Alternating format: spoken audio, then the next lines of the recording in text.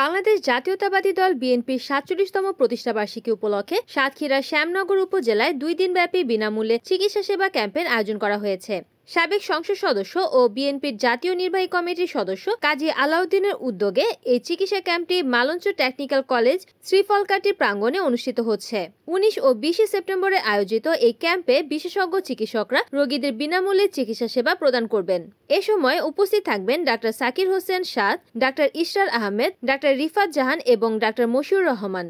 চিকিৎসা ক্যাম্পে ফ্রি রক্ত পরীক্ষা, ডায়াবেটিস পরীক্ষা এবং প্রয়োজনীয় ওষুধ সরবরাহ করা হবে। আয়োজকরা জানান, গ্রামীণ এলাকার সাধারণ মানুষের জন্য এই উদ্যোগ অত্যন্ত সহায়ক হবে। রোগীদের বিনামূল্যে চিকিৎসা এবং বিনামূল্যে তাদের ওষুধ সরবরাহ করা হবে। এর জন্য আমরা অনেক অক্লান্ত পরিশ্রম করে আজকের এই আয়োজনটা করেছি।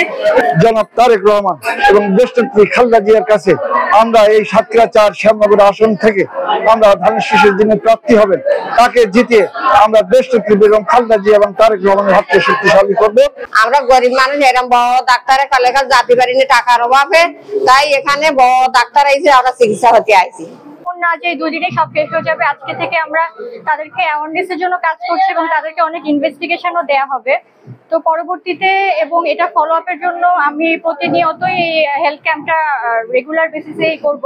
এই শ্যামনগরবাসী যাতে বিনা চিকিৎসায় মারা না যায় এবং এটা হচ্ছে শহীদ রাষ্ট্রপতি জিয়াউর রহমান সাহেবের আপনার স্মৃতিতে যাতে তারা মাখরাতের জন্য এবং আমাদের সবার আত্মীয়স্বজনের মাখরাতের জন্য এবং শ্যামনগরবাসী চিকিৎসা দেওয়ার জন্য ইনশাআল্লাহ তাআলা আমার এই সুযোগ্য কন্যা ডক্টর রিফাত জাহানের নেতৃত্বে যে 15 জন ডাক্তার এসছে এবং প্যাথোলজিক্যাল সমস্ত ডিপার্টমেন্ট এসছে এবং সমস্ত বিনামূল্যে চিকিৎসা শুধু নয়, সমস্ত পরীক্ষা নিরীক্ষা বিনামূল্যে এবং ওষুধ সরবরাহ বিনামূল্যে প্রদান করা হচ্ছে।